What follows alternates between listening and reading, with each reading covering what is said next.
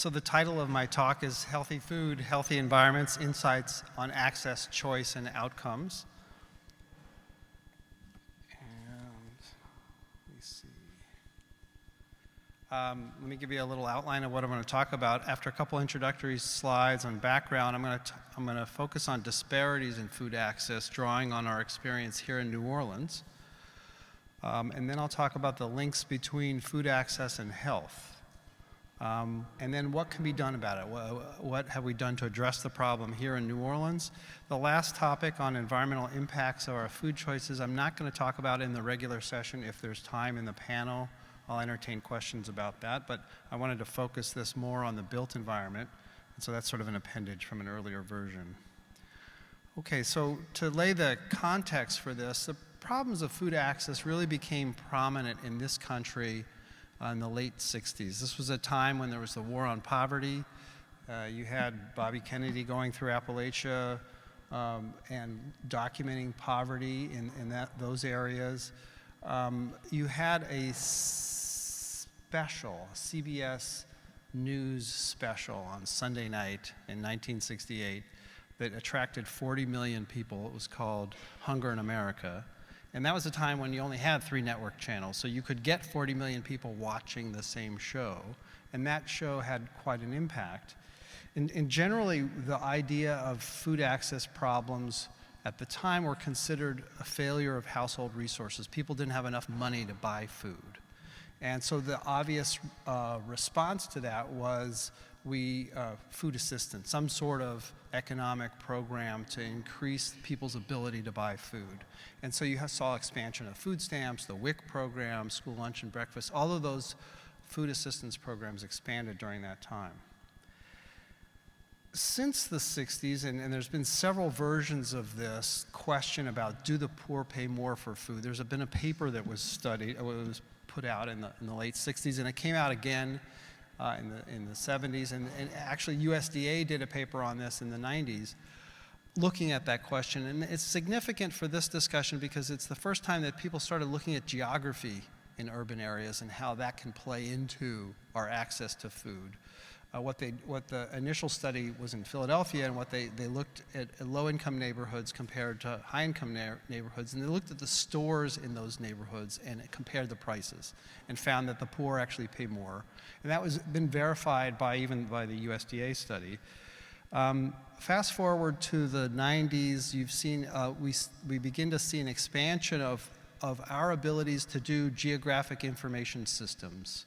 And microcomputers and all that stuff has expanded tremendously, along with cross-disciplinary work. We start to see people in the geography departments talking to people in public health, talking to people in community nutrition, community medicine folks. And all of that collaboration has led us to a new way to think about food access. It's not just about the household economic situation, it's also about the neighborhood food environment. And so that brings me to this idea of why do we care about food access? And I can posit 2 reasons, there might be more. One of them is this idea of equity or social justice. It doesn't seem right, it doesn't seem fair that poor people would have to pay more for food, or that they'd have to schlep across town to get fruits and vegetables. So there's that sort of that equity issue. But there's also, and the reason why we're all here, Health Meets Food, is the health reason. What impact does this access issue have on health and then productivity? And the interesting part about the research in this area is they've sort of followed those 2 lines. There's people that are documenting disparities and looking at how things are unequal, and there's other folks looking at what's the connection between my neighborhood environment and what I eat and my health outcomes. And so I'll talk about both of those. The next thing is the disparities in food access. We've seen since the late 90s studies that have looked at this issue. For example, Carol Allwood in Chicago looked at different geographies and looked at categorized by zip codes and found those poor neighborhoods had fewer number of supermarkets. We saw that Kimberly Moreland, when she looked at several different states, African American tracts and low wealth tracts had fewer numbers of supermarkets. And that's been confirmed by a number of other studies that we were seeing fewer number of supermarkets or greater distance to supermarkets in low-income census tracts or African-American tracts. So this is sort of this unequal, inequitable access to food.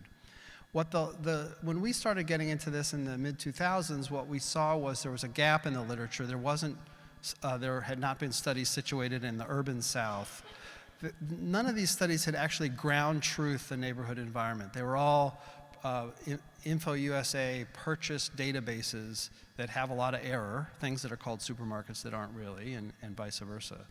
And other problems were that there wasn't really a focus on small stores. And it isn't only supermarkets that carry fresh fruits and vegetables. And so it seems that that would be important. And so that means it's also important about what's inside those stores.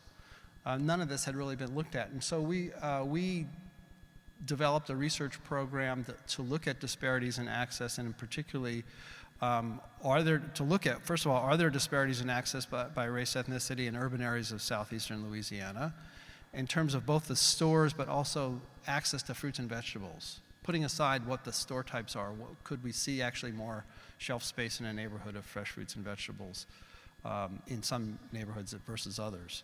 Do these disparities exist in New Orleans? Did they worsen with Katrina? Have they improved since then? So those are the sort of research questions that have governed our work over the last decade or so. This is a map of Louisiana. Our study focused on the shoe part of the Louisiana boot. That's this part right in here. And in particular, we're looking at New Orleans, Baton Rouge, and Lafayette, which are, I guess, from right to left, New Orleans, Baton Rouge, and Louisiana. We went into those census tracts, each one, and had graduate students go drive up and down every street and identify every type of food outlet. And here's what we found. I'm going to show you a number of slides in which African American neighborhoods or census tracts are those in red, and those were where there's greater than 80% of the census tract is African American, and the yellow are the other census tracts. And what we found on our first pass was there's a lot more supermarkets in other neighborhoods than in African American neighborhoods. So that sort of confirmed what we were seeing at the national level. But then when we looked at all stores, we found something kind of curious. It turns out that even though there was this disparity in terms of African American neighborhoods on supermarkets, we didn't see the same thing with all stores. In fact, African Americans seem to have a higher number of all stores. And we sort of filled in the picture that was coming from small stores, corner outlets, a lot more of those in African American neighborhoods than not. And so that led us to the question about what do those stores look like? Do they look like something like this, where there's a pretty good supply of fruits and vegetables? Or do they look like something like this, where that's the whole produce section for that store, and it consists of onions and potatoes, and they're down around the cleaning fluids and the motor oil. And so that makes a difference about what you would think in terms of what people have in terms of access. So we went about trying to figure out, okay, how can we quantify this in some way? Can we actually get a sense for what's the shelf space, what's going on with these stores? And we had a roller tape, this kind of thing you might use in a police crime scene, except we were sending our graduate students into stores and getting permission to do that. And we found some things that you might expect. Supermarkets had way more shelf space, but not in significant amounts in medium-sized groceries. And even the small groceries had 4 feet or so of vegetables. So we thought, well, okay, maybe because there's more small stores in African-American neighborhoods, if we added up all of the vegetables and fruit shelf space in those stores, maybe overall in the neighborhood you'd have something more or less equal to what you were seeing in the other neighborhoods. And we didn't see that to be the case. In fact, even when you summed up all of the shelf space in all of the stores in each of the census tracts, you still see this disparity between African American neighborhoods and other neighborhoods. And so that got us into, to sort of summarize that disparities work, we found 36% lower incidence of supermarkets in African American neighborhoods, a 19% greater incidence of small stores, and about 45% less shelf space of fruits and veggies in African American neighborhoods. So this is the picture of New Orleans before Katrina. And then came Katrina, which was at the end of August of 2005. This is an iconic picture of the Circle Food Store that was flooded, as was much of the city. And the drop in supermarkets from one year to the next was dramatic. Over half the stores were lost. The city, for those of you who are not familiar, I don't have a pointer. Is there? I'll just do this. So we're about like right here. Actually, this area was flooded,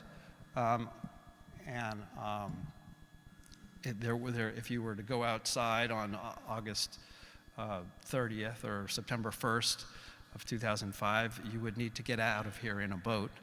But the reason I show this slide is that the gray areas and the areas in green and light blue are somewhat under 2, 3, 4 feet of flooding. Those are the areas that can come back pretty quick because the structure is not totally damaged. When you get into the other areas of the city, when you get more than 3 or 4 feet, and I say 3 or 4 feet because a lot of the houses, as you'll see, are built up on piers. If you get flooding more than that, that's standing water for 2 weeks, which is what it was, that structure is rotted, and you have to pretty much pull it down and start all over. And so that affected our store infrastructure. This is what it looked like before the storm, supermarkets. And this is what it looked like right after the storm. And you'll see the areas that are there are those that were either in the high areas that I just described. So what does that do to the infrastructure in terms of disparities? Well, everybody lost stores from 2005 to 2007. All store types dropped precipitously. And if you look at the supermarkets, actually the disparity actually worsened.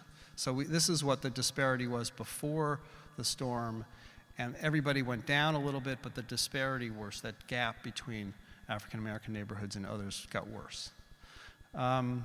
And so in sort of summarizing that, access to supermarket, it worsened after Katrina, it returned to pre-Katrina levels, and then there's been continued improvement. And specifically in 2007, we measured that there was 65% less likely to have an additional store in African American neighborhoods. By 2009, it's about the same as it was before the storm, 36% less likely to have an additional store. And by 2014, average supermarket access was not significantly different. That isn't to say that there aren't some neighborhoods that don't have a store, that there's still food deserts in New Orleans, but on average across neighborhoods, African American versus others, they're not significantly different. So that's the disparities stories with a focus on New Orleans. Let me talk a little bit about the links between food access and health. And if you think about it, how can food access affect our health? And in some ways, Brian Wansink has laid out an idea about the psychology of eating and how the local eating environment influences our food choices. Well, you can sort of extrapolate that to the neighborhood environment. If it's hard to get to fruits and vegetables, it's less likely that you're going to purchase them, which then shapes what's going on inside your household, which means that influences your diet and ultimately your health. So that's the chain of logic that we've thought about from access to health. And there's been a number of studies that have documented this. Beginning in 2002, the presence of a supermarket in a tract increased fruit and vegetable intake for African Americans was the finding. We saw decreased fruit and vegetable intake for residents of a food desert. That's what, in a rural area, that means you have to go more than 10 miles to get to a supermarket. In the United Kingdom, there was a study of a new supermarket introduction, and there was evidence of an increased fruit and vegetable intake after that. And then I was involved in a national study I led a national study on food stamp households and found that easy access to supermarket resulted in increased fruit intake. And Barbara Lariah also found similar things. So we've seen a number of cross-sectional studies documenting this connection between easy access and better consumption of healthier diets. Here's another study. There's also been a number of studies on access and weight status. And here it's sort of interesting. If there's a supermarket in your census tract, there's a decreased prevalence of obesity if there's a convenience store in your tract, there's an increased prevalence of obesity. So the logic there, if there's more junk food, if it's easier to get, you're more likely to eat it, it's more likely to affect your weight. Lisa Powell did that nationally. She looked at chain supermarket density and found a decreased BMI, and convenience store an increased BMI. And then Lopez and my doctoral student, Nick Boder, also looked at the question of supermarkets and found either a decreased risk of obesity if there's a supermarket in the zip code, or decreased BMI if it's in your neighborhood. So this is all, the cross-sectional evidence, at least early evidence, was pretty consistent about these links between access and weight status. So that led us to some research questions for us. You know, one of the things about supermarkets is not only do they have more fruits and vegetables, but they also have more sodas and chips and snacks and all that other stuff. And so we're trying to picture how the whole food environment might impact behavior. Is it just about the supermarket, or is it about if we look at all of the fruits and vegetables and all of the junk food in a neighborhood? And so our question was, is access associated with obesity in urban areas of southeastern Louisiana? We're particularly focusing on shelf space of these key foods. And here's that map of, more recent map of supermarkets in New Orleans. But one of the interesting things, the supermarkets are the red dots. One of the interesting things about this is that the small stores are in yellow, and you see that there's a lot more of those small stores than the red dots, oftentimes in areas where there are not the red dots. And so that makes us think about, well, could those be a vehicle for making change or improving access? This is a photo from a different small store. That's the entire produce section, a couple lousy tomatoes and, you know, some green peppers and celery all wrapped up into one little, two boxes. That's the whole produce section. But that very same small store has this. There's chips and candies and cookies that go on and on and on. And so part of our work, and when we were doing in-store surveys, was to look at what's the total fruit and vegetable space, what's the total snack shelf space, and could we come up with some metric for comparing those? And you'll see that supermarkets, even though they have more fruits and vegetables and more junk, the ratio of those things, the balance of it, if you will, tends to be closer to one, that the closer you are to one, the more the fruits and vegetables are relative to snacks. Whereas the further you get down that list, when you get to convenience and drugstores and general merchandise, you're really hovering around zero. That's a lot more snacks than there are fruits and vegetables. Well, we put all that together. We put the map of these neighborhoods, where people lived, what their access to relative fruit, vegetable, and snacks were. And we tried to look at predicted overweight and obesity by neighborhood food quality. And we're saying that neighborhood food quality is just kind of a ratio of good stuff to bad stuff, or good stuff to junk. And what we found was that in the high quality neighborhoods, higher food quality, we actually saw much lower rates of overweight and obesity than we did in the low quality neighborhoods. So again, sort of consistent with some of the other work that we were talking about. And so to summarize that access and diet obesity work, cross-sectional studies showed increased fruit and vegetable consumption or better quality diet with better store access. The odds of obesity associated with neighborhood store access is inversely related to supermarkets, and positively, you're more likely to be obese if you have convenience stores or fast food outlets. The higher quality food environments, measuring everything, is associated with decreased risk of obesity and overweight. And that quality is defined by relative amounts of healthy to unhealthy. And then one thing I haven't talked about, and I'm not going to delve too much into, but there's been some newer longitudinal studies that are showing mixed results. All of the things I've talked about so far are cross-sectional. There's been a couple studies where they've actually put a new store and seen what's happened, and they're uneven. Some studies show no difference, no finding, no connection between a supermarket and better consumption. One recent study that's come out has shown at a micro level, if you look really close in the close-in neighborhoods within a half mile, there is better consumption of diet quality overall. Before we got to those newer studies, we had all those other results, and we said, okay, so what? What do we do with this information? How can we make some positive difference? This is the time back in the mid-2000s, 2006, 2007, were wondering what do we do with New Orleans. And so we wanted to address the problem in New Orleans. And what we did was we got a food policy advisory committee together. This was a group of, a coalition really, of Prevention Research Center at Tulane and lots of other groups in town that were worried about health and food and neighborhood development. And we went to the city council and said, will you sanction us? We didn't operate independently. We actually went to the New Orleans City Council and said, would you sanction us to be an advisory committee, if you will, and we'll pay for producing a report. We'll bring everybody, all the stakeholders together. Will you do that? And we'll give you a report in 6 months. So they said, unanimously said yes. I mean, this took a little while to get through the channels and stuff, but they said yes. And we put the stakeholders together, include supermarkets and academics and public health people and community folks. And we came out with this report, Building Healthy Communities, Expanding Access to Fresh Food Retail. And in it, there was 10 recommendations, some of them for New Orleans, some of them for Louisiana, some of them for both. But the one that we stressed for the city of New Orleans was adopt fresh food retailing as a priority for comprehensive neighborhood development by providing grants and loans to food retail projects in target areas. So this is a city is trying to come back. There's got to be neighborhood development anyway. Why not put a store in areas that don't have them? And eventually, that was in 2007 when that recommendation was put together. This was delivered in early 2008. It wasn't until 2011 that we finally the city launched the Fresh Food Retailer Initiative with public and private funds. So they got some funds that were from Housing and Urban Development and some funds from a community lender that matched on a one-to-one basis.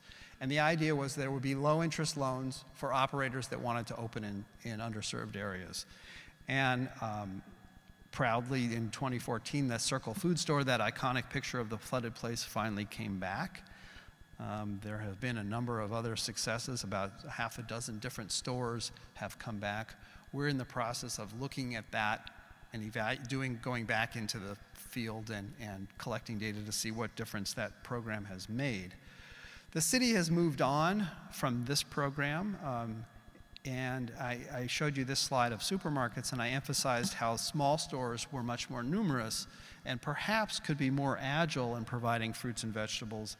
And the city wisely has started to look at ways to get fresh food in corner stores. Can we make those corner stores, instead of the junky things that I showed, look more like this? And so there's a program now with a couple pilot stores and operating with distributors in town to try to get them going. And it's called Good to Go. They do little sample taste tests and try to promote the idea of small stores carrying healthy produce so they can be more accessible to people. So with that current development, I'm going to stop. I've got lots of people to thank and funding from different sources, but in general, thank you for that, and I can be reached at that number.